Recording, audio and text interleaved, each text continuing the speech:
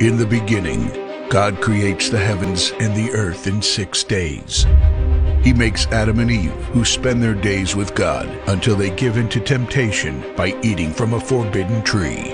Sin enters the world, and things get so bad that God floods the earth and starts over with Noah and his family. Years later, God calls Abraham to follow him with the promise to make Abraham the father of a great nation.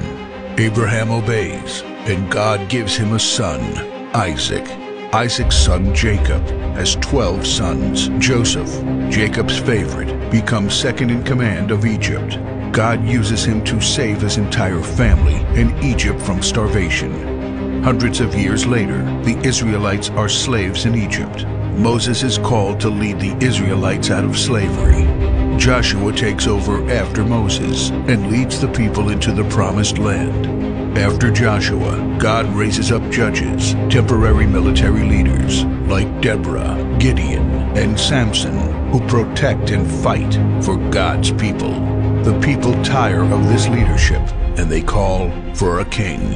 God gives Israel King Saul, King David, and then King Solomon. But it's all downhill from here.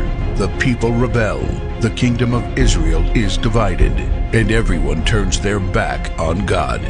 Prophets like Elijah, Isaiah, Micah, and Jeremiah warned that if people don't repent of their sins, there will be consequences. But the people ignore their warnings. The divided kingdoms are conquered, and God's people face captivity in foreign lands. People like Daniel show great courage and stand up for God when no one else does.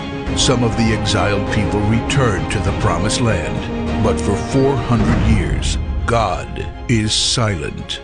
No prophets, no miracles, and no angel visitations. But then, the silence is broken when Jesus is born. He lives a perfect life, teaches truth, and performs miracles, proving He is God.